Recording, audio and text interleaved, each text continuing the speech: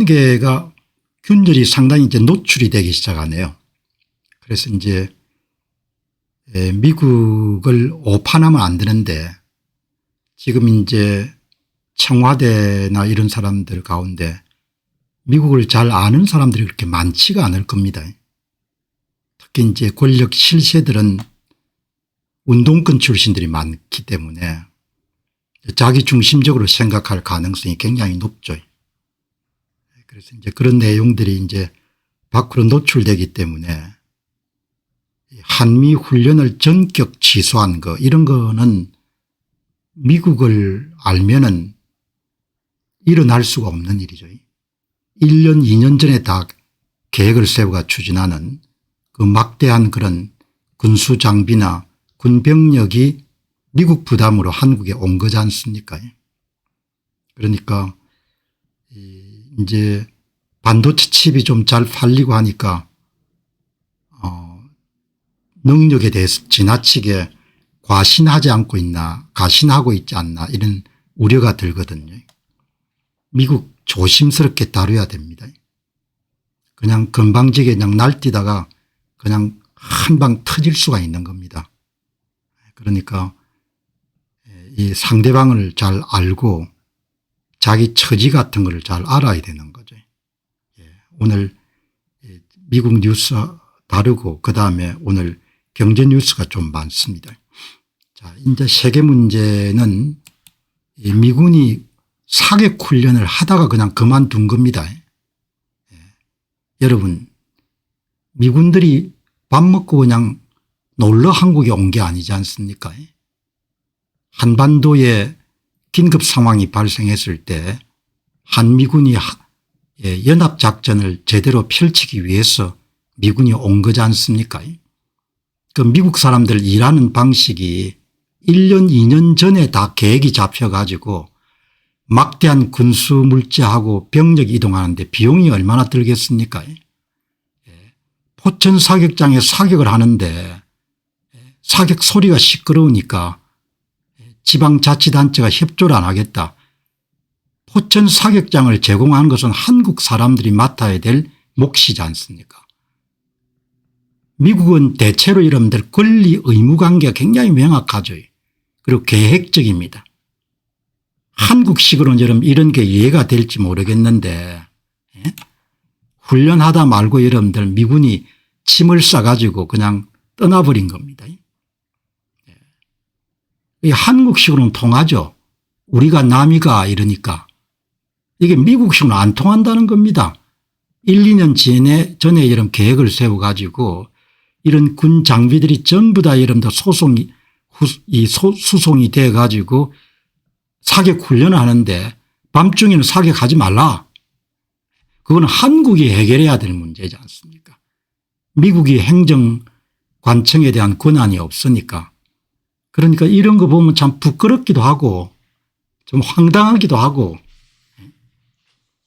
이런 게 다 이제 쌓여 가지고 지켜줄 필요가 없는 나라가 되어버린 겁니다. 이렇게 가면은. 아마 동맹의 무게중심이 전부 다 주일 사령부로 옮겨갈 겁니다. 한번 보시기 바랍니다.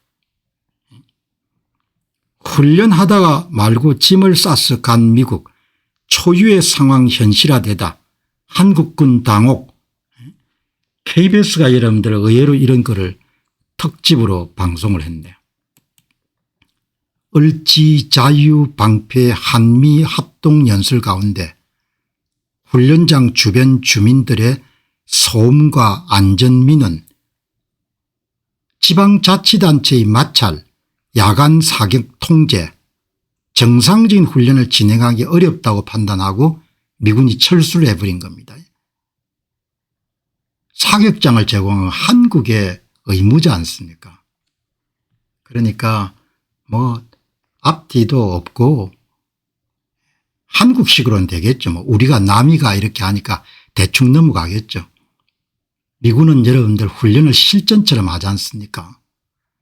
한미연합훈련 도중에 미군이 예정된 훈련을 모두 마치지 않고 중단 철수하는 것은 매우 이례적인 현상이다. 미군은 현실적인 전투 대비 태세를 갖추기 위한 실전 사격이 불가능한 환경에서는 훈련을 강행할 수가 없다. 자체 전투 준비 태세 기준을 한국적인 만족을 못 시키니까 그냥 떠나버린 거죠. 이거 기사 보고 여러분 부끄럽기도 하고, 뭐 지방자치단체장들은 대부분 더불어민주당 출신이니까 뭐 협조를 안 했겠죠. 그러니까 뭐 이미 이제 파토음이 나니까 뭐 떠나라면 떠나지 뭐 이런 식으로 생각하는 모양인데, 진짜 여러분들 참 무식하면 대책이 없다고. 제가 미국을 23살 때 만난 겁니다. 지금 이제 66이니까 40년 정도 미국을 본 겁니다. 애들 교육 때문에도 왔다 갔다 하고 그렇게 해서 이런 40년이 흘렀는데 이런 식으로 하면 안 되는 거죠. 아주 제가 볼 때는 아마 이제 지방자치단체가 협조를 안 한 것 같네요. 협조를. 포천 로드리게스 사격장은 동양 최대 규모의 미군 사격장이지만 과거부터 도탄, 오탄의 민가 축사 차량으로 떨어지는 사고가 지속해서 발생했다. 지역 주민들과 범시민대책위가 주민안전대책 없는 사격훈련 금지, 야간 사격 전면 중단, 사격장을 봉쇄하거나 시위를 벌리는 일이 빈번하다. 이거는 한국이 이름 알아서 해야 될 일인 거죠. 한국이. 미국이 여러분들 이런 민원을 해결해야 될 이유는 없는 겁니다. 제 이야기는 미국 측 입장을 두둔하자는 게 아니고 옳고 그런 것을 따지는 겁니다.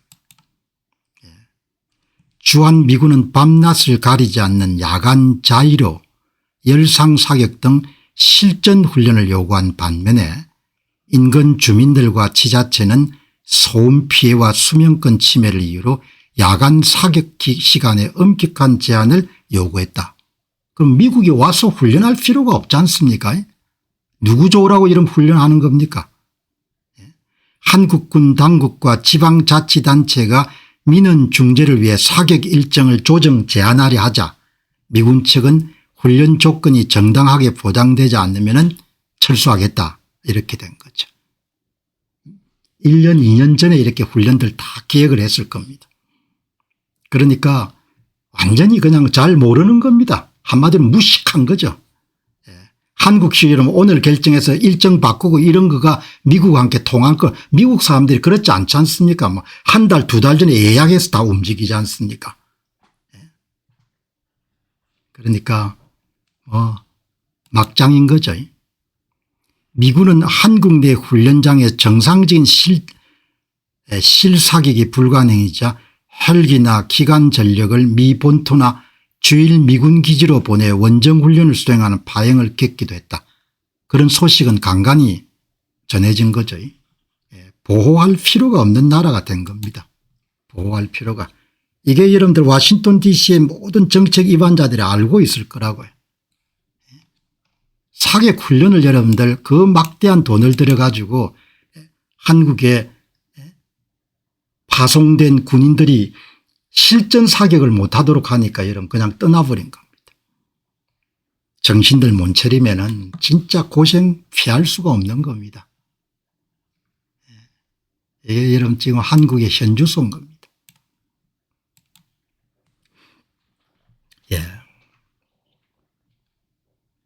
자기 잘 알아야 되죠. 미군 떠나면 어떻게 되겠습니까? 울고불고 곡소리 날 겁니다. 아마. 반도체 칩이 여러분 좀 잘 팔려가지고 목에 힘준 건 좋은데 제가 늘 이야기하죠. 자기 꼬라지를 잘 아는 것이 삶의 기본이다. 여기 이제 어제 한미연합훈련 대폭 축소 지시, 미군 병력이나 군수물자가 한국에 도착했는데 그냥 훈련을 대폭 축소하라면 얼마나 열받았으면 이렇게 하겠습니까? 물론 국내 언론들은 트럼프 대통령이 또라이이기 때문에 그렇게 한다 이렇게 이야기하겠죠. 도널드 트럼프가 또라이가 아니지 않습니까? 그러니까 어제 한미균열의 현실화 이야기를 드렸는데 현직 대통령이 한미동맹 굳건해야 핵잠수함 추진 속도 내달라. 핵잠수함에 이런 관련된 기밀 사항을 미국이 허락하겠습니까? 이런 상황에서. 그러니까 다들 여러분 하는 이야기가 트럼프 지시에 진행 중인 한미훈련도 취소. 이미 병사는 여러분 한국에 도착해 있는 것이고 웬만하면 여러분들 올해는 한미연합훈련을 제대로 진행하겠다 이렇게 할 건데 무슨 열을 받았는지 여러분들 어마어마하게 그냥 열받은 거죠. 을지연합훈련 기간 절반 축소, 실전훈련은 다 취소가 된 거네. 대북 반격훈련을 아예 안 한다.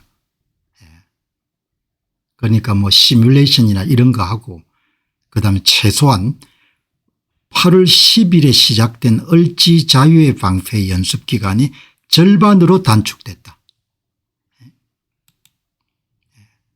한미연합 야외 기동훈련 14건 대부분이 취소됐다. 실전훈련은 다 취소를 한 겁니다.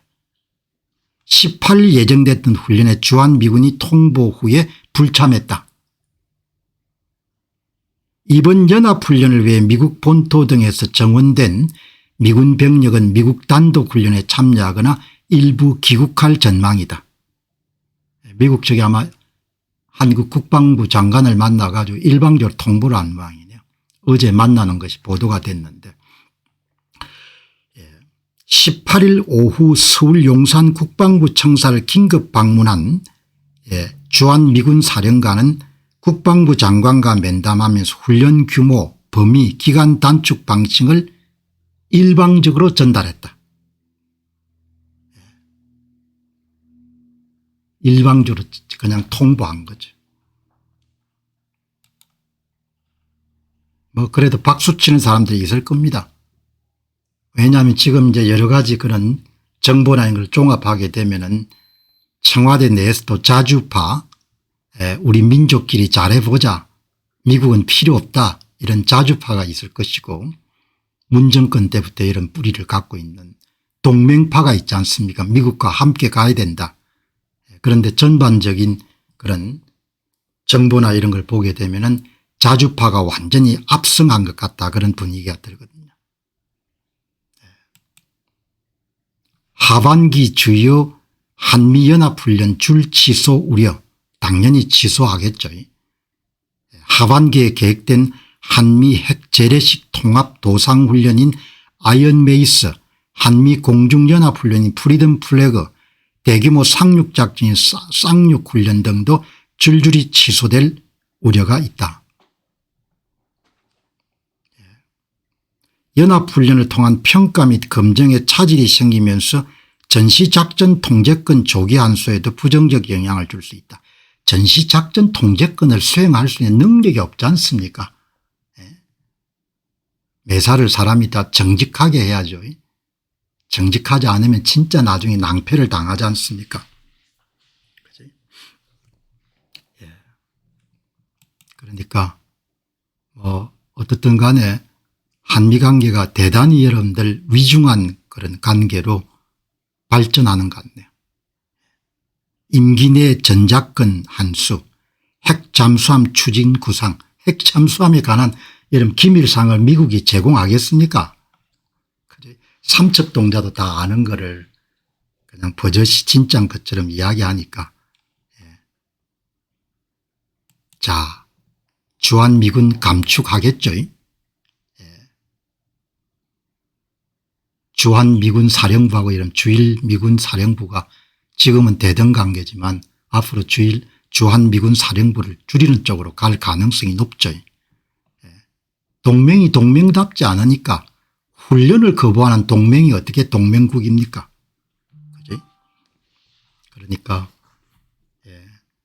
뭐 이제 한쪽에서는 뭐 표정 관리하는 사람들도 있겠지만 자기 꼬라지 잘 모르면은 개인이든 나라든 고생을 피할 수가 없는 거죠. 여기에 미국 전문가들 훈련 축소는 현명한 조치다. 한국이 위험한 게임을 하고 있다 이렇게 이야기하는 거죠. 워싱턴 특파원 김은중 특파원이 아무래도 이제 바깥에서 글을 쓰면 조금은 더 현장 분위기를 볼 수가 있으니까 한미훈련 축소 주한미군 1만 명 감축 주장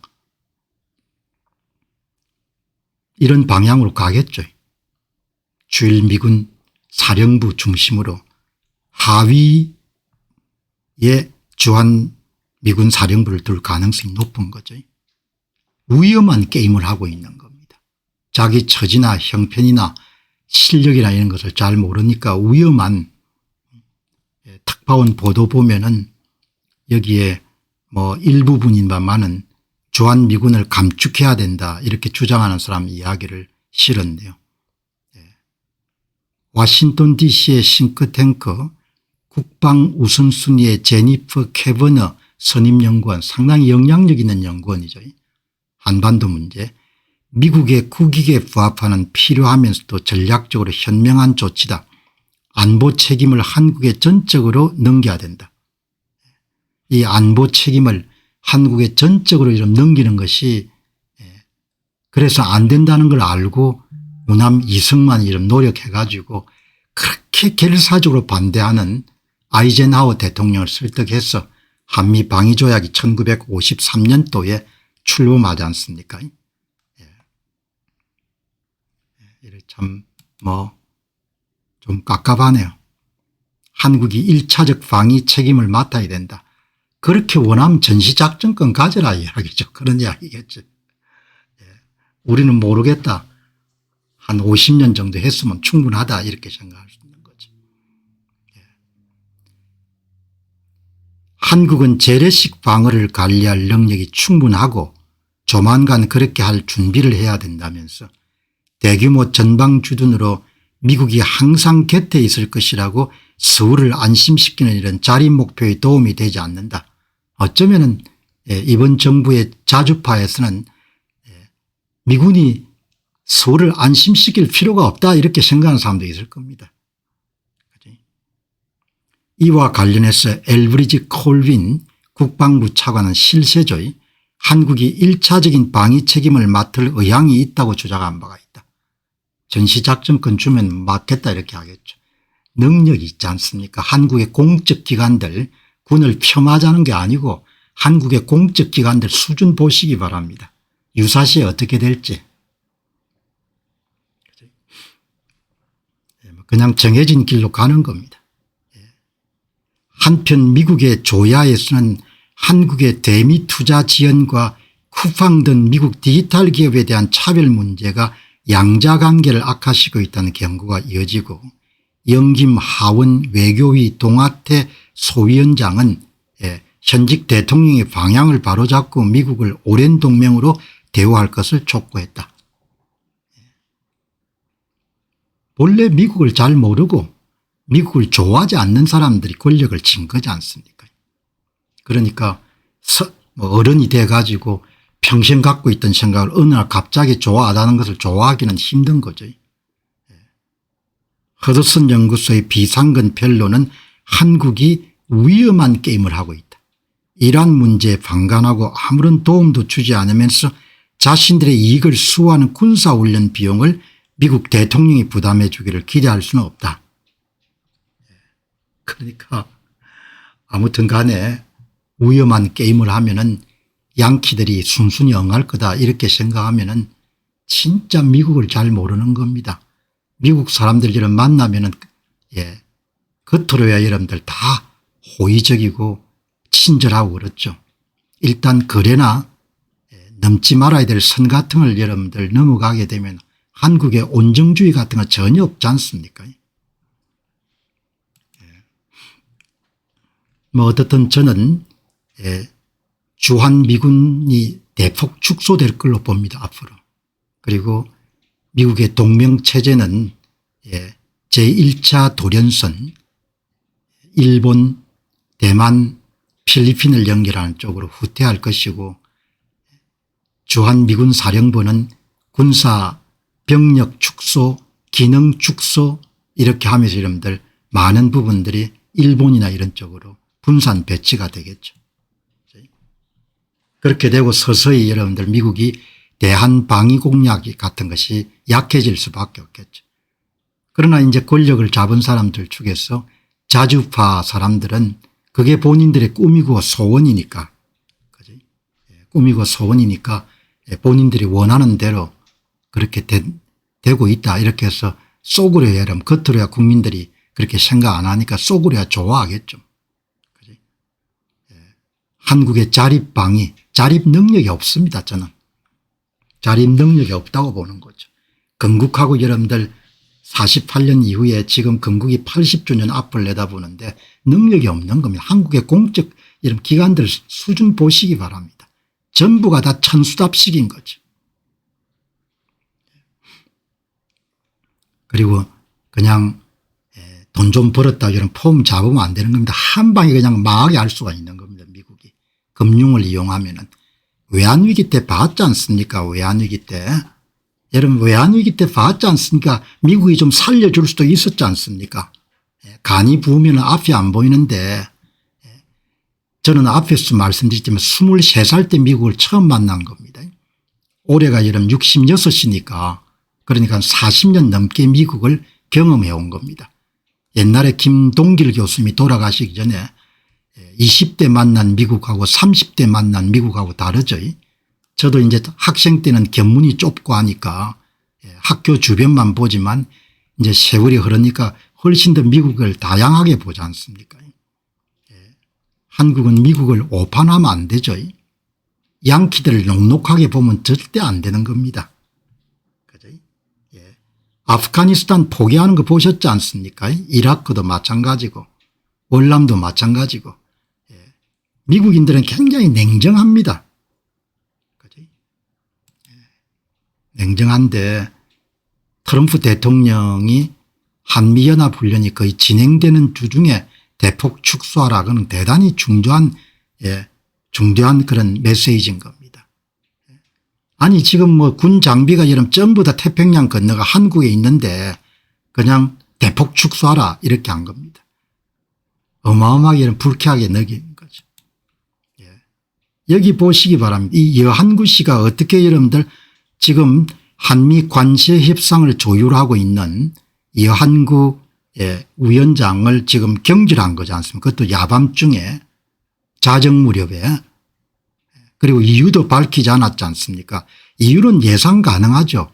자주파가 보기에는 너무 여러분들 미국 쪽에 끌려가고 있다 이렇게 보니까 여한구 통산 여러분들 위원장 단장을 날려버린 겁니다. 그러니까 굉장히 자신감을 가진 것 같아요. 국정을. 국내 문제는 전부 다 자기들이 원하는 식으로 다 할 수 있으니까 자신감이 생긴 거죠. 그동안 이제 숨을 죽이고 미국하고 이런 관세 협상 때문에 많이 끌려다녔는데 이제 자신이 생긴 겁니다. 그래서 미국의 사안별로 맞짱도 좀 뜨고 그렇게 해야겠다. 그렇게 아마 대통령 주변에 그런 사람들이 다 포진이 있겠죠. 동명파는 다 제거가 됐을 것이고 여러분 미국을 잘 알아야 됩니다. 물론 저도 현지에 사는 사람이 아니기 때문에 미국인이 어떻다 이렇게 이야기를 할 수는 없지만 미국을 잘 알아야 되는 거죠. 지피지기처럼 그렇게 잘 알아야 되는데 제가 생각을 정리해 본 겁니다. 전시작전권 환수와 핵잠수함 추진의 강행, 미국 측이 한미연합훈련 축소 및 기동훈련 불참 등 동맹관계 강력한 경고 신호를 보는 상황에서도 청와대는 임기 내 전시작전권 환수와 핵잠수함 자체 추진이란 강경한 자주국방 노선을 고수하며 대미 협상력에 자신감을 보이고 있다. 너희들이 어쩔 건데 이렇게 생각하는 겁니다. 한마디로 여러분들이 양키들을 물렁물렁하게 보는 거죠. 그거는 미국을 정말 잘 모르는 겁니다. 동맹 신뢰 균열에 대한 경시, 한미 간의 실질적인 사전 조율 없이 미국 최고 통수권자의 지시로 훈련 진행 중에 단축되었음에도 불구하고 이것을 대미 대등 외교의 성과로 오판하거나 미국의 한반도 안보 공약 후퇴가 지닌 엄중한 파급력을 경시하는 현 집권 세력의 자주파적 시각이 국정 주도권을 잡은 것으로 해석됩니다. 우리가 다 할 수 있다 그렇게 생각하는 겁니다. 건방이 차고 넘친 거죠. 저자세를 보이라는 이야기는 아니고 미국을 정확히 이해해야 되는 거죠. 핵 우산 및 억제력 약화 위험, 대북 반격작전 취소와 하반기 핵심 연합훈련의 줄 취소 위기는 핵우산의 실전성을 심각하게 훼손함에도 자체 한국 군사력만으로 이를 대처할 수 있다는 현실과 동떨어진 주관적 자신감이 작용하고 있습니다. 국내 문제를 전부 다 자기식으로 다 이렇게 여러분들 밀어붙여가 다 성사시켰으니까 바깥도 그렇게 가능하다고 보는 거예요. 외교적 고립 및 왜곡된 비대칭 자신감, 경제 안보 측면에서 미국이 제공하는 차원 높은 가치, 첨단 군사기술, 전략자산, 금융 유동성에 대한 현실적 의존도를 강구한 채 대미 협상에서 미군 철수나 자주국방 카드로 대등하게 맞설 수 있다는 인식이 정부 내부에 확산되어 있다는 점이 외교적 위험으로 지적됩니다.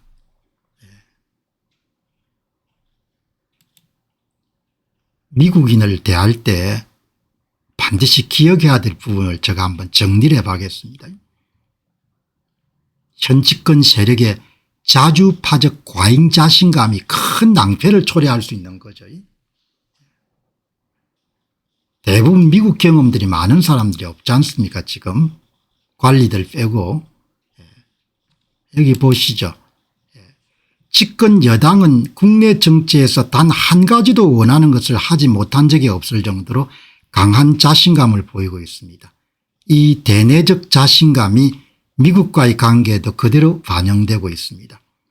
여당 내부에 미국을 잘 아는 인사가 있더라도 여당의 대부분의 시각은 우리끼리 잘 해보자는 자주파적 관점이 우세합니다.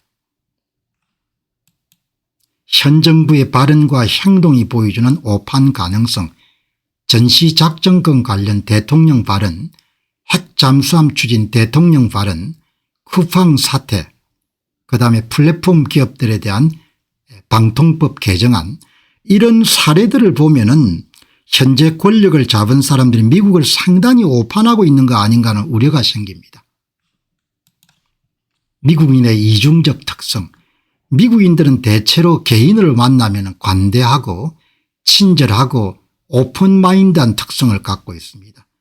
그래서 한국식으로 보면은 좀 녹록하게 볼 수가 있습니다. 그러나 미국인들은 일단 계약이나 약속, 넘지 말아야 될 선과 관련해서는 아주 매몰찰 정도로 냉정합니다. 그래서 사람을 팍팍 잘라버리지 않습니까? 자로 당장 이런 박스 이름들 챙겨가지고 떠나야 되지 않습니까? 미국인들은 온정주의 시각이 거의 없습니다. 그죠? 누적되는 마찰의 위험성, 미국과 척을 지는 일이 계속해서 쌓이고 있는 것 상당히 불길한 신호입니다. 임계점을 넘어가야 되면 미국이 철퇴를 가할 수 있다는 점을 명심해야 됩니다. 미국은 한국에 철퇴를 가할 수 있는 모든 힘을 다 갖고 있는 겁니다. 반도체 칩을 팔아서 여러분들 그 반도체 칩이 전부 다 빅테크에 갔지 않습니까? 한국을 망하게도 할 수 있는 겁니다. 미국은. 임계점을 넘어가게 되면 미국이 철퇴를 가할 수 있는 겁니다. 금융을 이용해서 철퇴를 가할 수가 있는 거죠.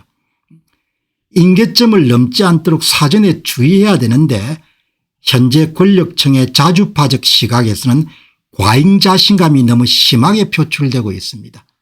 외환위기 때 봤지 않습니까? 세계화 합시다. 그렇게 해서 여러분들 땡큐 베리마치 정도 아는 여러분 김영삼 대통령이 그냥 대게 당한 거지 않습니까? 돈을 좀 여러분들 벌려니까 정신이 없었던 거죠. 미국을 대하는 올바른 자세, 미국을 대할 때는 겉으로 보이는 관대함과 친절함에 안심하지 말고 계약과 약속 그리고 넘지 말아야 될 선에 대해서는 상대가 극도로 냉정하고 단호하다는 사실을 항상 염두에 둬야 돼요. 피도 여름 안 나올 정도지 않습니까? 양키들이.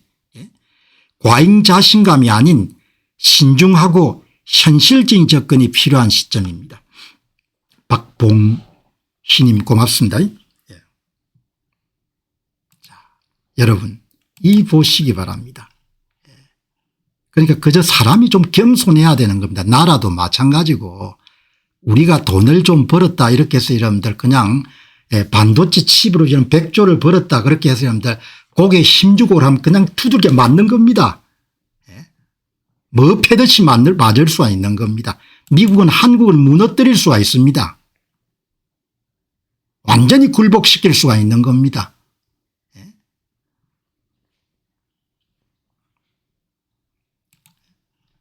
세계합시다. 밖에 나가서 달러 많이 쓰시기 바랍니다. 그래 나라를 완전히 뭐 구렁텅이로 몰아넣은 사람이 김영삼 씨지 않습니까? 경상남도 거제 출신에. 예?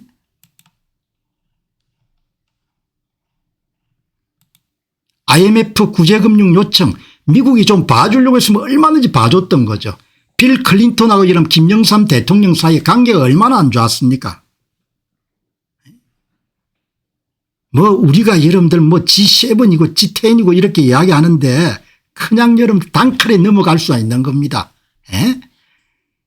나는 이거 보면 진짜 사람들이 생각이 이렇게 짧아가지고 자주국방은 무슨 자주국방이 전시작전권은 해수는 무슨 전시작전권 해수냐 이야기죠. 예? 꼴 좋게 됐지 않습니까? 수많은 사람들이 여러분들 실업자가 되고 양털 깎기로 여러분들 국부가 엄청나게 넘어간 거지 않습니까? 예? 경제는 어마어마하게 무식한 인간이었습니까?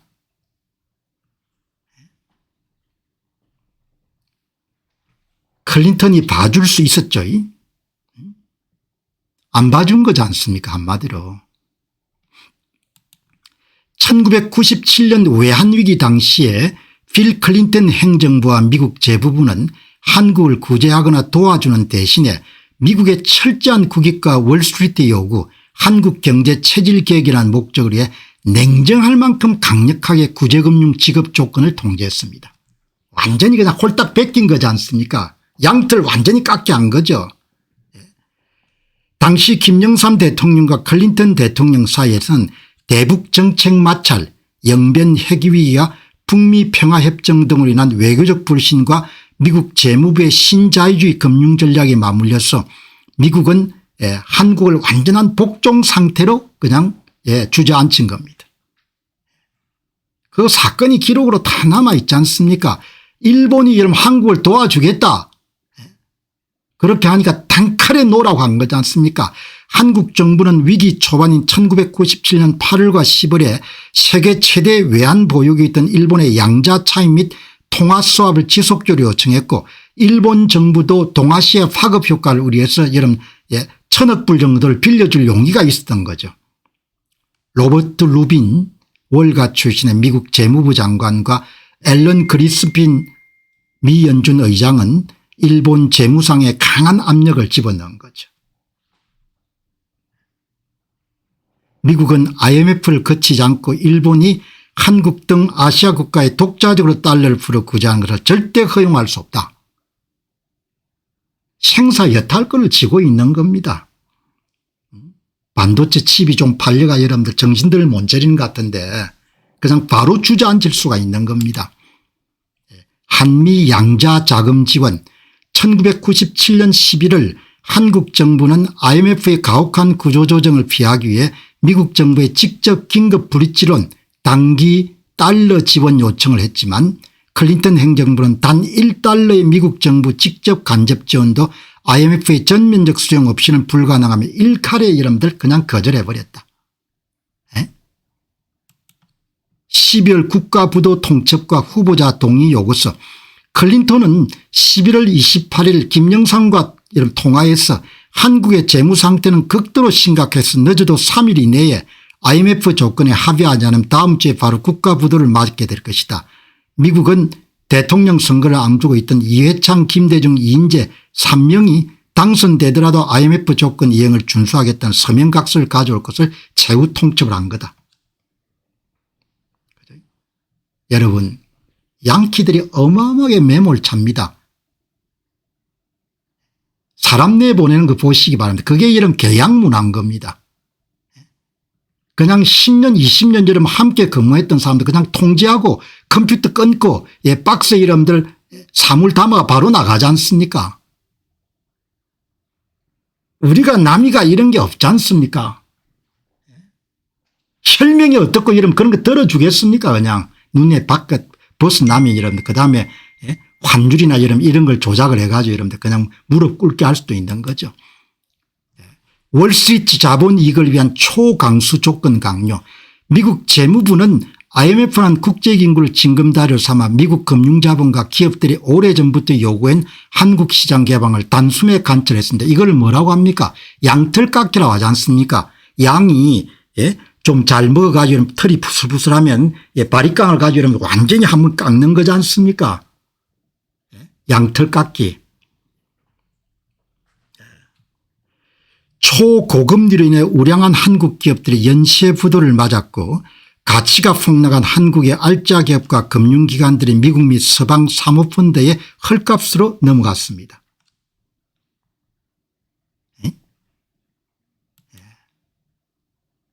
그러니까 오늘 이 이야기를 하는 것은 자기 처지를 잘 알고 한미관계에 균열이 생기지 않도록 봉함해야 되는데 그거는 불가능할 것 같습니다.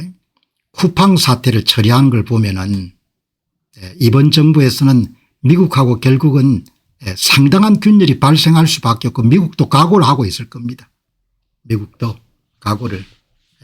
그러니까 남자들 여자들 이런 60대 정도 된 사람한테 생각 바꾸라 이렇게 이야기하는 건 무리한 요구죠. 그러나 오늘 제가 양키들 잘 이해해야 된다는 겁니다.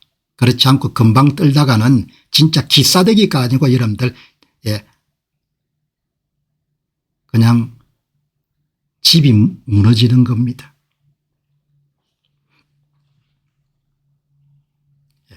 자, 여러분 오늘 한국 문제 하면 항상 이렇게 심각하니까 출발이 좀 무겁긴 한데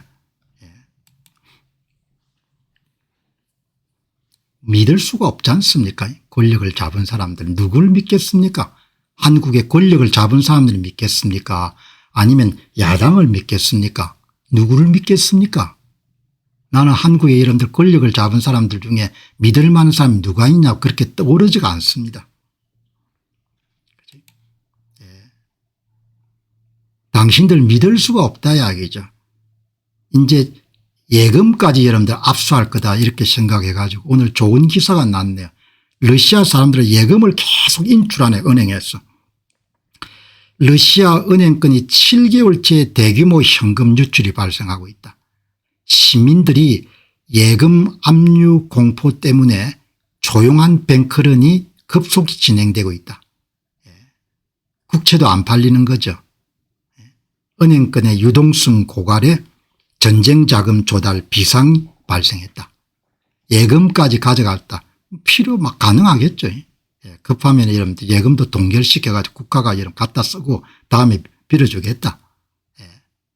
러시아 국민들이 2자리 숫자에 달하는 막대한 예금 이자를 포기하고 7달째 은행에서 현금을 빼내고 있습니다. 러시아 당국이 우크라이나 드론을 막겠다면서 이동통신망을 끊자 러시아 전역 주요 도시에서 카드 결제가 멈추고 현금 결제 수요가 급증한 탓입니다.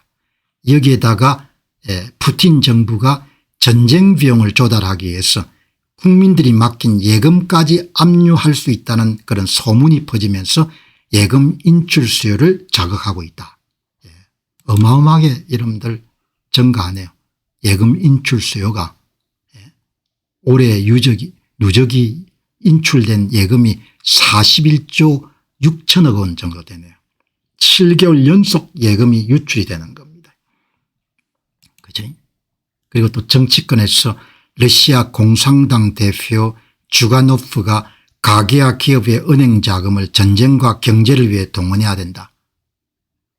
러시아 문화에서는 충분히 가능할 겁니다.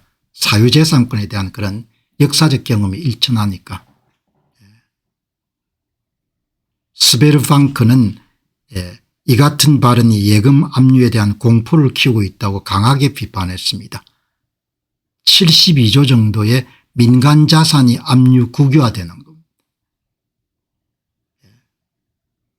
로사그로의 10조 정도의 재산이 그냥 국유화되는 겁니다.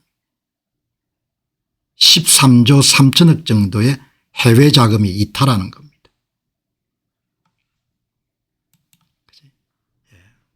두려워하는 거죠. 나라를 믿을 수가 없지 않습니까? 슬라브 문화권은 국가에 대한 신뢰가 별로 없는 문화권이죠. 충분히 이런 저는 러시아에서 예금 압수도 가능하다고 봅니다. 레바논이 그런 사태가 발생했지 않습니까? 그죠?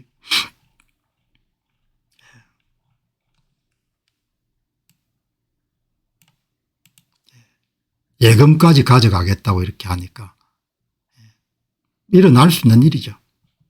이제 사람들이 본능적으로 공포심을 가지고 한국은 어떤 상황이 발생하고 한국은 크게 이야기해서 이런 예금을 동결하거나 이런 부분이 가능하죠. 외화 자금의 인출이나 거래를 막을 수 있는 건 재무부 장관이 할 수가 있습니다. 외국환 거래법 제6조 외국환 거래의 정지, 재정경제부 장관이 천재지변, 전시사변, 국내외 경제사정의 중대하고도 급격한 변동, 이에 준하는 사태가 발생하게 되면은 재무부 장관이 대통령령으로 외환 지급 수령 거래의 전부 또는 일부를 일시 정지할 수가 있는 거죠. 6개월까지 할 수가 있는 겁니다. 외국환 거래법 제6조가 있고 그다음에 비상대권이 있습니다. 대통령이. 이거는 훨씬 더 엄격합니다. 비상대권. 대통령은 내후 외환 천재지변 또는 중대한 재정 경제상의 위기에 있어서 국가의 안전보장 또는 공공의 안전질서를 유지하기에 긴급한 조치가 필요하고 국회의 집회를 기다릴 여유가 없을 때 한해서 그런 재정 경제상의 처분을 내릴 수가 있는데 그게 굉장히 포괄적입니다. 금융외환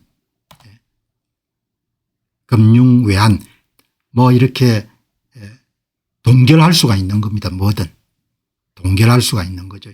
자본 유입 유출입을 제한 이렇게 할 수가 있는 겁니다. 아주 포괄적입니다. 가격 통제도 실시할 수 있고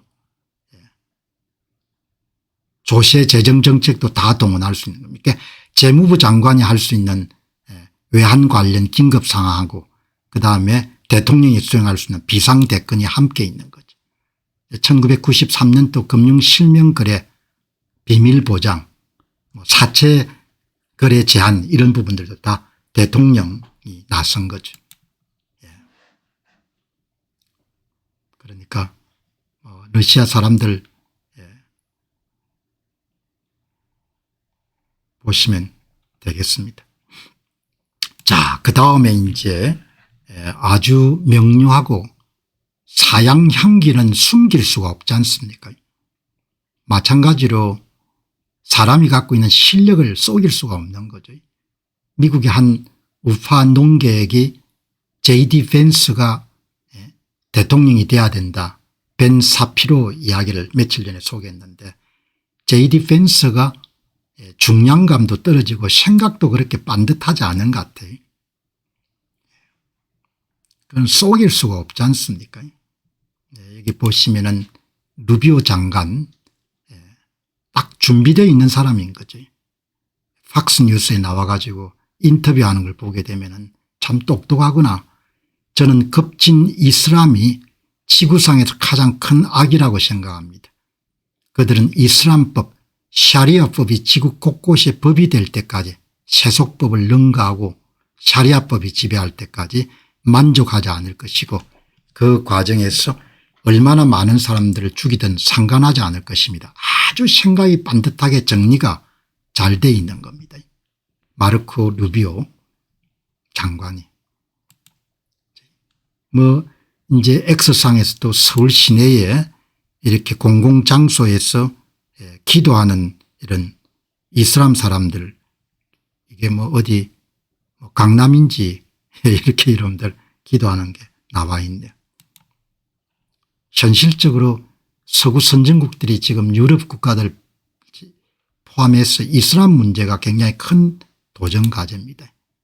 마르코 루비오 장관 핵심 주장, 급진 이슬람 세력은 전 세계가 자신들의 종교적 규범인 샤리아법에 지배받을 때까지 세속법 위에 종교법이 있는 겁니다. 그런 전 세계가 이슬람 율법을 지배받을 때까지 확장을 멈추지 않겠다, 그렇게 보는 겁니다. 이들은 자신들의 이념과 샤리아법을 지구상에 강요하는 과정에서 여러 가지 사망자가 생기더라도 개의하지 않겠다. 급진 이슬람의 목표는 특정 지역의 분쟁이 아니고 미국을 포함한 서방 세계의 가치와 법치 시스템을 샤리아법으로 대체하는 거죠. umma, 이슬람 공동체를 만들어 가지고 전부 다 이슬람화하는 겁니다.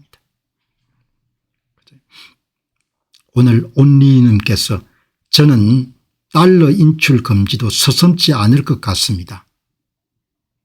그걸 영어 표현으로 no upper limit이라고 그러지 않습니까? 상한치가 없는 겁니다. 상한치가. 대법관 수를 늘리는 거 보면 상한치가 없고 검찰 수사권을 박탈하는 거 보면 상한치가 없는 겁니다. 상한치가. 어제 이슬람에 대한 경고는 이번에 캐나다로부터 미국으로 이민을 가는 가드사드 교수가 잘 표현했지 않습니까? 도널드 트럼프 미국 대통령과 마르코 루비오 국무장관에게 우리는 이슬람 문제를 무시할 수가 없습니다. 이 문제를 해결하지 않으면 미국은 몰락할 것입니다. 200년이 걸릴지도 모르지만 우리는 이 자멸의 씨앗을 뿌리고 있습니다. 매우 강력한 자정 조치가 필요합니다. 앞으로 닥칠 일은 지금보다 1000배나 더 심할 겁니다. 한국도 특별히 주의를 해야겠죠. 이슬람 인구의 유입이라는 이런 부분들을. 이 가드사드 교수는 정말 목숨 걸고 경고하는 겁니다. 목숨 걸고. 그런 내용을 어제 이야기 드렸거죠. 이거는 이 사람들이 갖고 있는 머릿속에 이슬람 근본주의에 대한 신념이 워낙 강하기 때문에 막을 수가 없는 겁니다.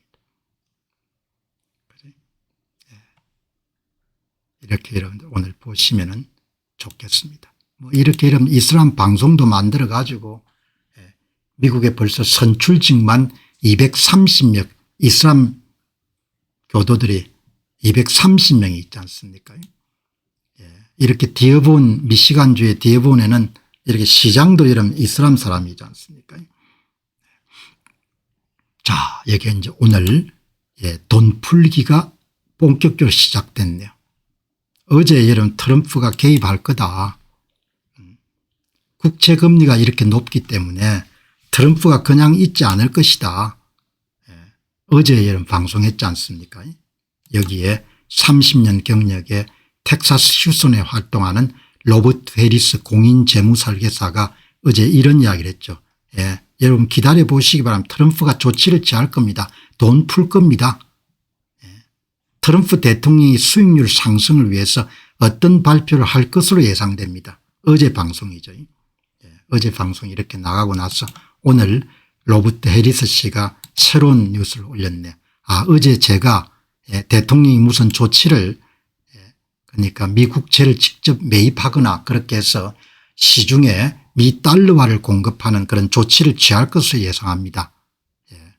그렇게 이야기했는데 그 기대가 맞아떨어졌습니다. 그래서 비트코인하고 기술주 가운데서도 고성장주가 상당히 오늘 많이 올랐습니다. 이렇게 이야기를 하지 않습니까?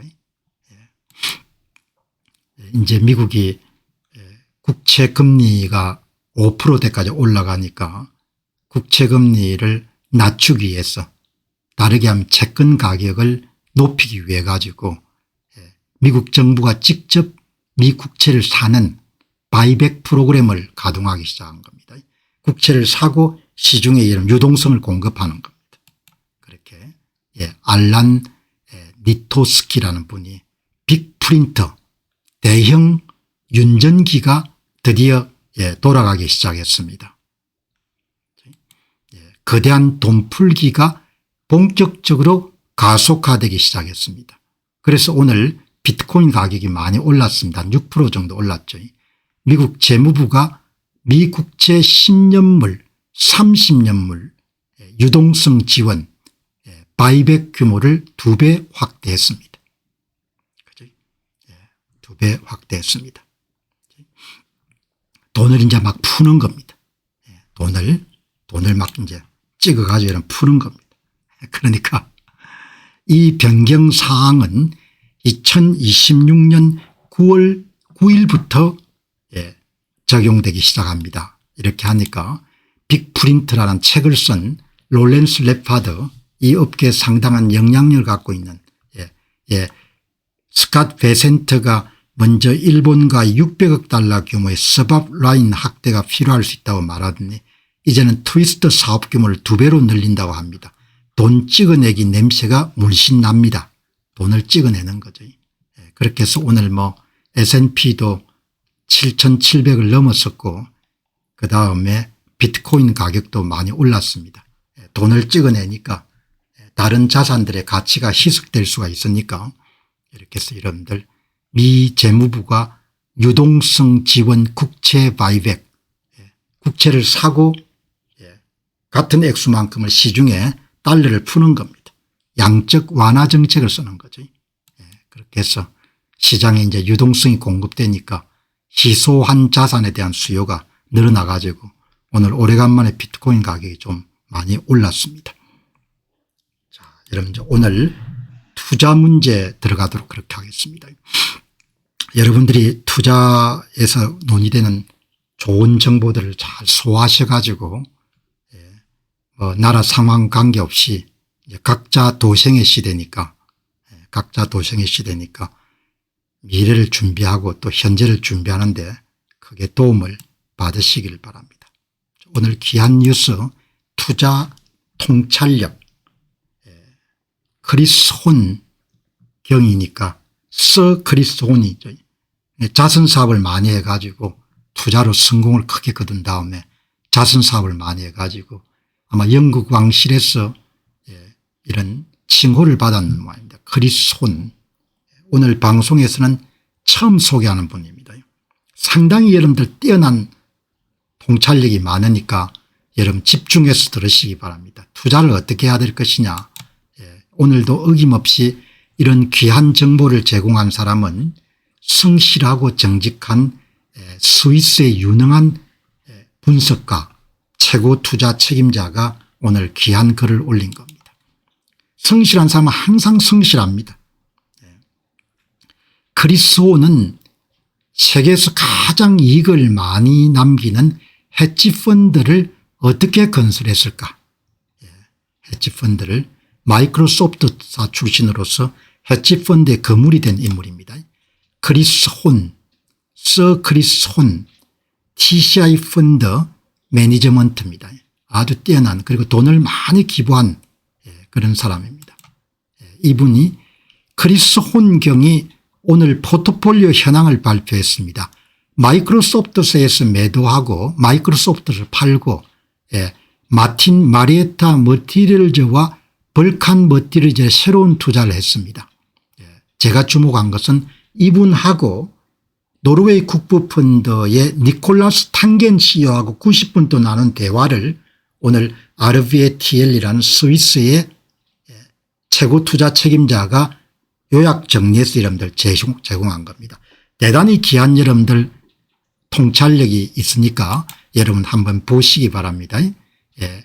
이 크리스 혼경도 탁월하지만 전 세계 최고의 국부펀드인 노르웨이의 국부펀드의 니콜라스 탕겐 CEO도 대단한 분이죠. 금 투자하지 말라는 거 아닙니까? 그분 이야기는. 금은 보험성 자산이니까 이렇게 성장 기회가 많은 나라 시대에 보험성 자산에 투자하면 되냐 이렇게 하는 게 여러분들 니콜라스 팅겐 씨의 의견인 거죠. 크리스 혼의 포트폴리오 15개 기업 정도 투자하는 분입니다. 성장이 아닌 진입장벽 혜자와 가격 결정력 압도적인 경쟁력을 유지한 그리고 가격 결정력을 갖고 있는 기업에 투자한다는 겁니다. 단순 매출 성장은 의미가 없고 인플레이션보다 높게 제품 가격을 결정할 수 있는 진입장벽을 가진 기업이 진정한 성자입니다. 물가 상승률보다 1% 높게 가격을 인상하면서 20%의 마진을 유지할 수 있는 고품질 기업은 전 세계에서 200개에 불과하고 TCI 펀드는 이 가운데 15개 기업에 엄선해서 투자합니다. 다음 보시기 바랍니다. AI 에이전트가 인간의 개별 사스 라이선스 업무를 대신하면서 기존의 그런 비즈니스 모델 전체의 가치가 재평가되고 있습니다. 그다음 중요합니다. 기술주가 재편될 것으로 예상합니다. AI가 마이크로소프트소의 오피스와 에저 시장을 예상보다 빠르게 파괴할 것으로 봅니다. 그래서 MSFT 마이크로소프트를 전량 대량 매도하고 AI 시대에 더욱 견고한 경쟁 우위를 갖춘 알파벳 구글 지분을 3%에서 5%로 대폭 확대했습니다. 15개 기업의 이름 집중 투자하는 펀드입니다. 마이크로소프트사를 매각해버렸다. 가장 무난한 투자라고 봤는데 마이크로소프트사가 AI에 의해서 상당 부분 경쟁력을 잠식당할 것이다 이렇게 본 겁니다. 그리고 AI의 큰 성자는 구글이 될 것으로 베팅한 겁니다. 이런 인사이트를 우리가 배우는 거죠. AI 및 기술 변동의 파동성 속에서도 파괴되지 않는 강력한 독점적 해자 진입장벽을 가진 골재 건설자재 기업 마틴 마리에타 소재 벌칸 머티리얼 등 실무 인프라 자산 가치를 높게 평가하고 있습니다. 평균 한 번 사면은 8년 정도 최대 13년간 보유하는 겁니다. 극소수의 최고 기업을 영원히 보유하는 그런 전략인데 와이어카드 사태처럼 하락을 예측하더라도 기업이 무너지기까지 수년 이상 소요되기 때문에 타이밍을 맞추기가 극도로 어렵기 때문에 공매도 같은 것은 안 하기로 결정했습니다. 이렇게 나오는 겁니다. 오늘 여름 중요한 것은 저도 그런 생각을 비슷하게 했는데 마이크로소프트사 주식을 많이 떨어졌지 않습니까? 마이크로소프트가 타격을 많이 받을 것 같아요. 앞으로도. 그러나 구글은 상당히 여러분들 건재할 것 같습니다. 유튜브 같은 걸 대체할 수 있는 데가 일체 없으니까 유튜브가 또 이런 모델을 훈련시키는데 어마어마하게 이런 기여를 할 거니까. 진정한 투자 가치가 있는 기업은 해자, 진입장벽과 가격 결정권을 가진 기업이고 그리고 의외로 마이크로소프트사가 AI에 상당히 많이 타격을 받을 것 같다. 그리고 AI 파괴 공작에서 안전하거나 AI를 주도하는 그런 기술주에서 알파벳이 중요한 위치를 차지하고 있는 것 같다. 그렇게 여러분들 정리를 하는 겁니다. 자, 다음 보시기 바랍니다. 통념을 뒤집기가 어렵죠. 그래서 월가의 전문가들이 아마존의 가치를 알아차리는 10년이 걸렸고 애플의 가치를 알아차리는 8년이 걸린 거죠. 비트코인도 여러분들 더 걸리겠죠. 통념, 전문가들이 고정관념을 벗어나기가 굉장히 어려운 겁니다. 저기 보시죠. 블룸버그의 시니어 상품 전략가인 마이클 맥그로는 비트코인이 10,000불까지 떨어질 것이다 이렇게 예상하는 겁니다. 다 자기 팔 흔드는 거와 똑같으니까 자기가 생각하는 대로 10,000불까지 떨어질 거로 보는 사람도 있고 1,000,000 불까지 오를 사람도 보는 겁니다. 그 내용을 소개하고 난 다음에 이 업계에서 가장 학문이 깊은 스테판 박사가 그림을 그린 겁니다. 여러분 이 그림이 뭐죠? 비트코인을 금으로 표시한 것이 푸른색입니다. 비트코인을 은으로 표시한 것이 주황색입니다. 비트코인을 텍사스 원유로 이런 표시한 것이 초록색입니다. 비트코인을 옥수수로 한 것이 붉은색입니다. 전부 다 올라가는 겁니다. 기울기는 대략 5점 얼마입니다. 금으로 표시하든 은으로 표시하든 텍사스 원유로 표시하든 간에 비트코인의 가격은 금, 은으로 표시하는 가격은 시간에 5.39성, 5.65성의 맥법칙을 따라 성장하는 거지. 그러니까 정신 나간 소리 하지 말라. 이 전문가야 이렇게 하는 겁니다. 네가 여러분들 연구해 봤어? 연구하면 이게 나오잖아. 이렇게 이야기하는 겁니다. 연구하면은 이게 나오잖아. 베타값이 기울기입니다. 맥법칙의 기울기. R스퀘어는 결정계수. 이런 모델이 설명할 수 있는 것이 95%. 나머지 5%는 잔차는 여러분들 설명할 수 없지만 95% 정도를 설명할 수 있다는 거죠. 이렇게 95%를 설명할 수가 있는 겁니다. 투자는 자기 머리로 해야 되는 거죠. 그리고 막 떠들면 안 되는 겁니다. 이렇게 과학의 근거를 두고 이야기하는 거죠. 로스커브라는 사람입니다. 마이클 세일러 때문에 비트코인에 대한 회의감이 듭니다. 이제 진지하게 받아들이기가 어렵습니다. 손해를 많이 보신 분 모양이에요. 그죠? 마이클 세일러 때문에 살기가 싫다. 투자 안 하겠다. 이런 건 얼마나 유아적인 그런 태도인 겁니까? 희망은 자기가 만드는 것이고 한국 상황이 어렵기 때문에 희망이 없다.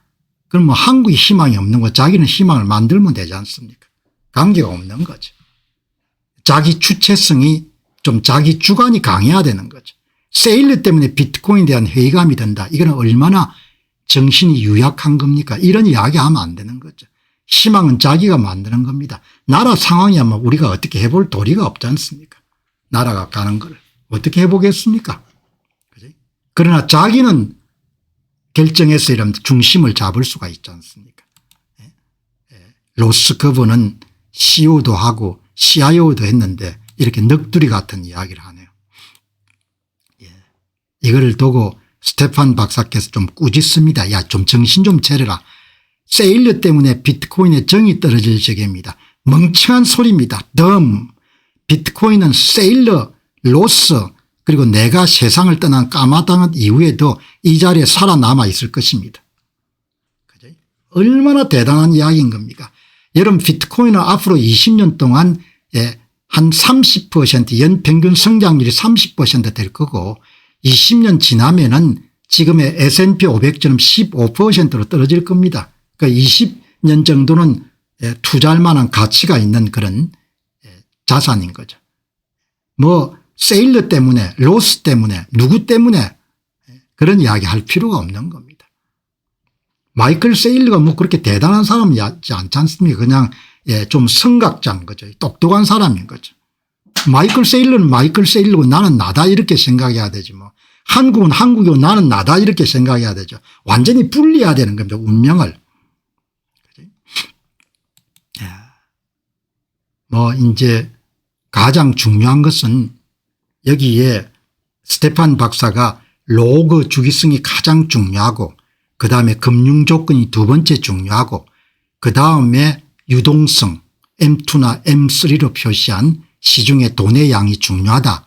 그렇게 이야기하니까 스테판 박사가 뭐라고 합니까? 비트코인은 유동성에 의해서 가격이 결정되는 것보다도 비트코인은 내적으로 구조적으로 자기 성장 메커니즘을 갖고 있다는 겁니다. 그 성장 메커니즘이 맥법칙에 의해서 95% 정도 설명이 된다는 거지 않습니까?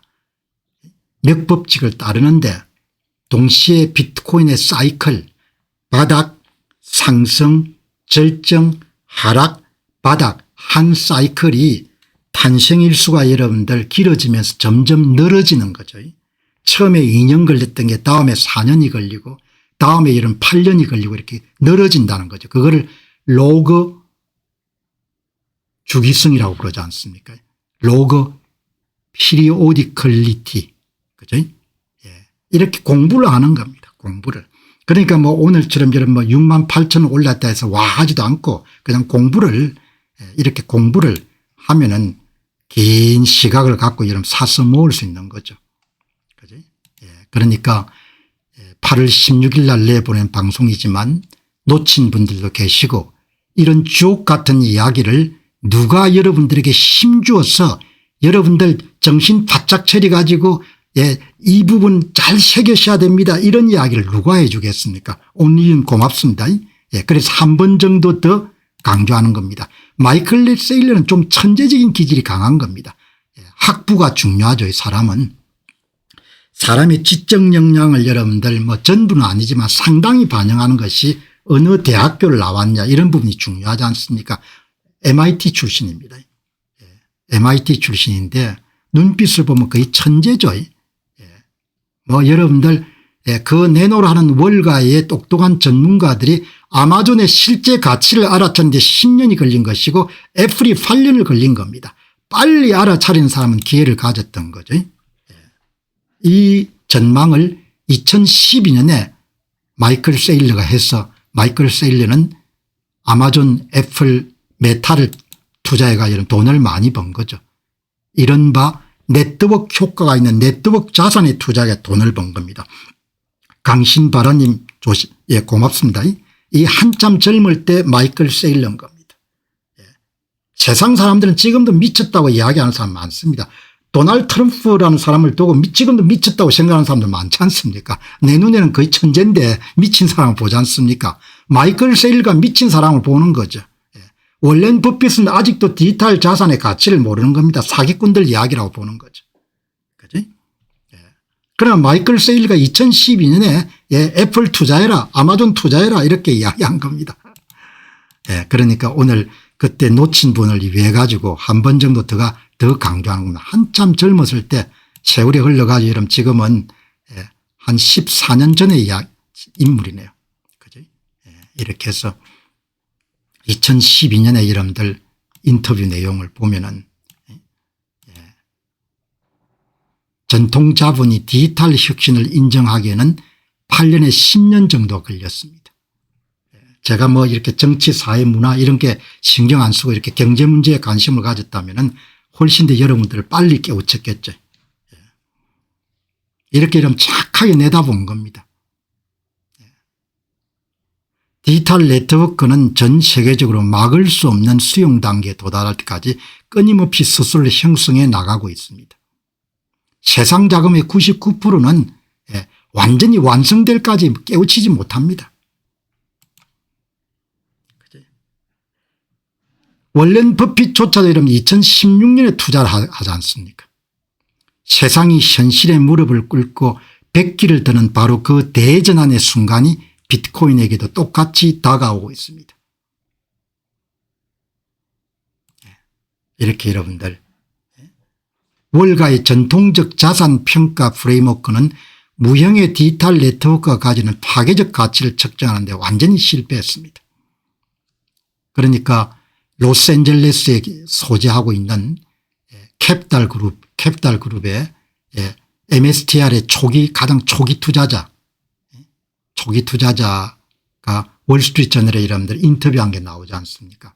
아주 인상적이었습니다. 모든 월가 전문가들이 다 인정하지 않을 때 커머디티 상품으로 본 거지 않습니까? 상품으로 보고 분석해 가지고 초기 투자자 들어가는 거죠. 그죠? 강신바라님 고맙습니다. 오늘 방송 듣는 분들 가운데 비트코인을 좀 비싸게 사신 분들 계시면 뭐 걱정할 거 없습니다. 그냥 묻어두고 그냥 일 열심히 잘 하시기 바랍니다. 성공할 겁니다. 성공 안 할 수가 없는 겁니다. 제가 이렇게 수만 시간을 투자하는 거지 않습니까? 공부를 하기 위해 가지고 다른 자산 수만 시간 투자할 필요가 없습니다. 공부할 게 별로 없으니까. 자, 오늘 논문 하나 읽고 넘어가겠습니다. 비트코인의 종착지. 이렇게 제야의 고수들이 많습니다. 비트코인 음유 시인이 쓴 아주 긴 논문입니다. 비트코인은 화폐와 국가와 분리될 수 없다. 여러분들 논문이 한 3, 4쪽짜리 A4 기준으로 논문이 핵심 주장만 간단하게 이런 브리핑하면은 되겠습니다. 핵심 주장이 뭔가 하니까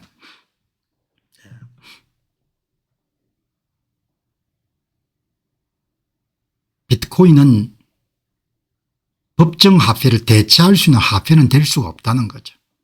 그러나 법정 화폐가 워낙 많이 발행돼 가지고 점점 더 많은 사람들이 가치 저장 수단을 찾을 거라는 겁니다. 비트코인의 진정한 승리는 기존 국가 체제를 파괴하고 정복하는 것이 아니고 무한 재정 지출과 돈을 찍어내는 것과 통화 발행을 견제하고 규율하는 불가침의 경제적 비상탈출구이자 글로벌 금융의 기준점으로 작동하는 데 있습니다. 여전히 법정화폐는 계속 사용될 것입니다. 이런 법정화폐는 엔트로픽 무질서도로 따지면 굉장히 고엔트로픽인 거죠. 비트코인은 무질서로 따지게 되면 굉장히 낮은 저엔트로픽 상태인 거죠. 고엔트로픽 상태에서 저엔트로픽 상태로 자본이 이동할 수밖에 없는 겁니다. 그래서 뭐 비트코인을 열렬히 사랑하는 사람들은 돈과 국가가 완전히 분리돼야 되고 비트코인이 법정화폐를 대체하는 완벽한 수단이 될 것이고 이렇게 유토피아적 비전을 제시하는데 그거는 옳지 않고 그리고 달성될 가능성도 거의 없다는 겁니다. 유일한 것은 오늘처럼 미 국채 금리가 5%대로 급등하니까 결국 트럼프 행정부가 바이백 미국채 바이백 미국채를 직접 매입하고 돈을 공급하는 겁니다. 그래서 이런 명목으로 저런 명목으로 계속 돈이 나올 수밖에 없다는 거죠. 그럼 달러와 가치도 내려가고 엔화 가치도 내려가고 원화 가치도 내려갈 수밖에 없다는 겁니다. 그러면 사람들이 점점 더 많은 사람들이 가치를 어디에 저장해야 되냐 그렇게 관심을 가진 사람들이 늘어날 수밖에 없고 관심을 가진 사람이 늘어나는 것이 바로 관심을 가진 사람들 사용자 수는 시간의 3제곱에 비례하는 겁니다. 그리고 비트코인의 가격은 사용자 수의 2제곱에 비례하기 때문에 2 곱하기 3하면 6이 되니까 비트코인은 시간의 6제곱에 비례하는 맥법칙을 따를 수밖에 없는 겁니다. 그죠? 그렇게 여러분들 딱 정리하시면은 핵심을 그대로 잡을 수 있는 거죠. 가치 저장 수단이 망가졌기 때문에 사람들은 점점 가치 저장이 얼마만큼 중요한지를 강남 아파트에 가치 저장을 하는 거지 않습니까? 강남 아파트를 지금 왜 살려고 하는 겁니까? 그런데 여러분 딱 가보니까 어떻습니까? 강남 아파트가 10년 20년 30년에 연평균 수익률이 10%도 안 되는 겁니다. 그 이야기는 뭡니까? 원화 자산 발행량만큼 강남 아파트가 부풀려지는 겁니다. 그걸 뭐라고 하죠? 강남 아파트의 화폐화 현상. 강남 아파트에 붙은 화폐 프리미엄인 겁니다. 화폐 프리미엄이 대단한 게 아닌 겁니다. 서울 아파트 공급이 부족하고 하니까 서울 아파트를 사야 된다. 서울 아파트 이름도 성장률이 어떻습니까? 강남보다 1에서 2% 적은 겁니다. 연평균 성장률이 여러분들 서울 아파트가 8에서 9%입니다. 뭔 거 이야기입니까? 원화 발행량만큼 서울 아파트가 뭐가 된 겁니까? 화폐화 된 겁니다. 화폐 프리미엄이 붙은 겁니다. 그것이 앞으로 장기적으로 계속 이런 다이어트 될 겁니다. 그래서 집을 사지 말라 이런 이야기는 제가 하고 싶진 않는데 그냥 그 돈 갖고 있으면 비트코인 사라 이렇게 이야기하고 싶은 겁니다. 그러니까 이렇게 시대를 읽는 것이 엄청나게 중요한 거죠. 여러분 지금 보시기 바랍니다. 자식들한테 예를 들면은 서울 아파트를 한 채를 물려주는 거 하고 비트코인을 이런 물려주는 거 하고 이런 지금은 정신 나간 놈이라고 하겠죠. 5년 10년 흘러보시기 바랍니다. 연평균 30% 돌아가는 자산하고 연폐로 10% 돌아가는 그러면은 연 10%만 되냐. 원화가치는 앞으로 이런 지금은 1,300원까지 이런 원화가치가 강세지만 앞으로 나라가 여러분들 엉망진창인데 원화가치가 어떻게 올라가겠습니까? 논리로 한번 생각해 보라는 이야기죠. 그럼 달러 대비해서 여러분들 서울 아파트나 강남 아파트 전부 다 이런 가치가 내려가는 겁니다. 계산이 다 되지 않습니까? 비트코인을 강남 아파트로 이런 환산하게 되면은 시간에 5.3제곱성에 비례하게 여러분들 가격이 올라가겠죠. 그 이야기는 강남 아파트가 비트코인으로 환산하기에 마이너스 5.23성 정도 되겠습니다. 내려가지 않겠습니까? 그러니까 그걸 깨기가 힘듭니다. 처음부터 끝까지 뭡니까? 예, 그냥 강남 아파트 사야 된다. 예, 내가 보니 한심한 겁니다. 그러니까 고생길을 피할 수가 없는 겁니다. 예. 그러니까 할 수 없는 거죠. 예. 다 똑똑한 맛이 사는 거니까. 예. 예. 비트코인의 가치가 더 빠르게 상승할수록 사람들은 비트코인을 그대로 보유하고 법정화폐를 지불수단으로 사용하는 유인이 커집니다. 법정화폐는 계속 비트코인하고 함께 갈 수밖에 없다는 거고, 달러는 비트코인의 참된 승리는 대체가 아니고 법정화폐를 통제하고 규율하는 것에 있습니다. 경쟁자가 생긴 겁니다.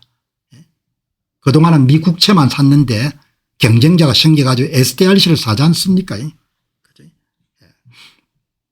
경쟁자가 생긴 겁니다. 인류 역사상 최초로 중앙은행이 경쟁자를 맞이하게 된 겁니다. 비트코인은 궁극적으로 비상탈출구가 될 겁니다. 비상탈출구. 니콜라스 탕겐 노르웨이 국부펀드 여러분들 CEO가 이야기하지 않습니까? 우리 노르웨이 국부펀드는 금 사지 않습니다. 금은 보험자산입니다. 이렇게 시대가 여러분들 요동치는 시대에 보험자산을 매입하는 것은 좋은 생각이라고 보지 않습니다. 금은 어떠냐? 금은 연평균 성장률이 9% 정도거든요. 9% 정도. 그러니까 투자할 만한 가치가 없는 겁니다. 그러나 중앙은행은 지금도 계속 금 사는 거죠. 그죠? 자, 여기 이제 오늘 예측하려고 하지 마시기 바랍니다. 지난 5년간 저는 한국 선거 문제를 들여다봤지 않습니까? 정말 60대 초반에 가장 중요한 시기에 선거 문제를 들여다본 거죠. 선거에 이런 뭘 들여다본 겁니까? 무슨 도장이 어떻게 찍혔다 이런 게 아니고 선거 숫자를 본 거지 않습니까? 선거 숫자. 선거 숫자를 통해서 뭘 보는 겁니까? 구조를 파악하는 거잖아요. 전형적인 과학적 태도를 가지고 있는 거죠. 스테판 박사나 지오바니 박사처럼 이 업계의 학식이 가장 뛰어난 사람이 이런 비트코인은 뭘 봅니까? 비트코인 가격 데이터를 보는 겁니다. 가격 데이터 숫자를 보는 겁니다. 뭘 하는 거죠? 비트코인의 구조를 파악하는 겁니다. 비트코인의 구조를. 공병호가 지난 5년간 한 것은 여러분들 대한민국 선거의 구조를 여러분들 분해하는 겁니다. 지금은 여러분 뭐 하는 겁니까? 비트코인의 구조를 여러분들 세상 사람들에게 알려주는 겁니다. 비트코인 구조, 비트코인이 오르고 내리고 내년에 어떻게 될까 이런 거 관계없고 여러분들 구조를 보는 겁니다. 구조를. 근본을 보는 겁니다. 본질을. 여기 보시죠. 루크 블로이스 강연도 하고 오래간만에 제가 소개하네요. 오늘 가격이 좀 올랐습니다. 가격이 오르면 좋죠. 내리는 것보다. 여기 이분이 루크 블로이스가 이야기하지 않습니까? 대책이 없다는 거죠. 미 재무부가 돈을 풉니다. 미국 정부 부채가 반급 40도 달러를 돌파했습니다. 미국 국채가 시장에 매도되는 것을 막기 위해서 미국이 일본 엔화를 여름 사주기 시작했습니다. 미국 국채금리가 19년 만에 최고치를 기록했습니다. 납세자의 40%가 연방소득세를 전혀 내지 않는데 현재 납세자 1인당 미국 부채 미적립 부채가 130만 달러입니다. 무슨 이야기입니까? 돈을 계속 풀어서 경제를 돌릴 수밖에 없다는 겁니다. 모든 자산은 다일루트 희석 가치가 여러분들 줄어들 수밖에 없다는 겁니다. 강신바라님 고맙습니다. 신님 고맙습니다. 그죠? 여러분 미래 예측하를 쓰지 마시기 바랍니다. 미래는 그냥 결정되어 있는 겁니다. 채권 시장의 수치를 계산해 보면 비트코인이 어디로 가고 있는지 알게 될 겁니다. 계산하고 이런 할 필요 없다는 겁니다. 5년이라는 시간을 두고 본다면 비트코인 개당 10만 달러 미만은 엄청나게 저렴한 가격입니다. 저는 여전히 2030년까지 비트코인이 30만 달러 이상을 기록할 것으로 예상합니다. 믿든 믿지 않든 그러나 이 사람은 공부를 하는 사람이니까 그냥 뭐 예측하고 뭐 이렇게 할 필요가 전혀 없다는 겁니다. 그냥 정해진 길로 간다는 겁니다. 오늘 가격이 좀 반등하니까 바이낸스 창업자 창펑리 창펑 이 사람 이름이 누구죠? 창펑자오가 2년 후에 오늘 여러분이 한 일을 감사하게 여기주길 바란다면은 누구의 바닥을 치는 것 아닙니다. 누구도 그렇게 예상을 할 수 없습니다. 하지만 1년 단위로 목표를 세우는 습관을 들여보시기 바랍니다. 창펑자오가 무슨 이야기를 하고 싶은 겁니까? 시장 가격의 정확한 최저점을 예측해서 단기 매매를 노리는 것은 불가능한 일입니다. 그러나 최소 1년에서 2년 이상의 긴 호흡으로 장기적인 투자 목표를 세우는 습관이 꼭 필요합니다. 지금처럼 불확실하거나 힘든 하락 및 조정 장세 속에서도 꾸준히 자산을 모으고 준비하는 의사결정을 내리는 것이 대단히 중요합니다. 이렇게 여러분들 창펑자오 뭐 이 업계에서는 진짜 실력이 있는 사람인 거죠. 엄청난 부자니까 이야기를 하지 않습니까? 뭐 지금도 여러분들 뭐 이런저런 이야기하는 사람이 있는데 이미 게임은 다 끝난 거죠. 속도하고 폭만 남은 겁니다. 저는 이 자산을 최소한 20년 30년 정도로 보는 겁니다. 영원히 안 파는 겁니다. 참조하시기 바랍니다. 자, 여러분 오늘 또 보시기 바랍니다. 여기에 차마스 스리랑카 출신의 아주 성공한 억만장자입니다. 글도 잘 쓰고 말도 잘하고 생각도 반듯하고 돈도 많은 겁니다. 차마트 씨. 차마트 씨가 여러분 오늘 뜬금없이 인류가 최고로 여러분 잘한 일을 하나만 하자 그렇게 하면은 연산력의 가격을 현저하게 싸게 만든 겁니다. 1달러로 연산할 수 있는 능력을 이만큼 인류가 만들어낸 겁니다. 여러분 별거 아닌 것 같이 보이지만 대단히 인상적인 그런 그래프입니다. 코스트 오브 컴퓨테이션 연산력의 가격입니다. 연산력의 가격 80년 동안 18단위로 여러분들 늘려놓은 겁니다. 18단위로. 지난 80년간 1달러당 연산 능력은 18자릿수 이상 기하급수적으로 폭증하며 컴퓨팅 비용이 극적으로 낮아졌습니다. 이것은 연산력이 역대 가장 저렴한 생산 요소가 되었음을 보여주고 앞으로 AI 지능을 대량 생산하고 활용하는 비용 역시 파괴적으로 하락할 것임을 명확히 시사합니다. 여러분 이 그래프 잘 보시기 바랍니다. 이게 우리한테 뭘 이야기하냐. AI 혁명이 엄청난 생산성 향상을 가져올 거다. 그걸 이야기해 주는 겁니다. 왜냐하면 원가가 싸니까. 원가가 싸니까 지능이 거의 공짜로 쏟아져 나오는 시대가 열린 겁니다. 모든 것은 다 가격이 싸질 겁니다. 여러분 별거 아닌 것처럼 보이지만 차마스에 이것이 우리 투자자들한테 심대한 메시지를 주는 겁니다. 연산 비용이 어마어마하게 싸지게 된 겁니다. 연산 비용이. 이게 뭘 이야기하냐. AI 혁명이 여러분들 어마어마하게 진행이 돼 가지고 AI에서 지능이란 산출물 아웃풋을 만드는 인풋인 토큰이 무진장 싸진 겁니다. 그러니까 지능이 거의 공짜인 시대가 된 겁니다. 그러면 재화나 서비스의 가격이 상당히 낮아질 거라는 겁니다. 금도 싸지게 되고 은도 싸지게 되고 전부가 다 싸지게 될 거라는 겁니다. 만약 외계인이 지구를 방문해서 여러분에게 당신의 종 인류가 달성했거나 앞으로 달성할 모든 것의 근본에 위치한 차트 하나를 보여주시기 바랍니다. 그러면 저는 이 차트를 보여주게 될 것입니다. 그런데 이 차트가 저 눈에는 먼거 하니까 투자자들에게 방향을 확실히 제시하는 겁니다. 투자자에게 방향을. 여기 보시기 바랍니다. 차마스는 바로 앞서 트윗의 차트를 인류 발전의 가장 근본적인 동력으로 지목하고 있습니다. 컴퓨터 연상 비용의 폭락과 효율성 증가는 단순한 기술적 발전을 넘어서 문명의 모든 혁신과 문제 해결을 가능하게 만드는 최상위 기반입니다. 연산 비용이 폭락을 하면은 지능 가격이 제로입니다. 무한정 지능을 여러분 쏟아낼 수가 있는 겁니다. 그러면 결론이 뭐냐. 예. 금 채굴도 빨라질 것이고 금 채광도 빨라질 것 전부가 다 여러분들 반응을 할 거라는 겁니다. 그죠? 예. 여러분 창조란 것은 콤비네이션 능력이 조합 능력이지 않습니까? 데이비드 씨가 이야기하는 겁니다. 모든 것이 다 풍부해질 겁니다. 모든 것이.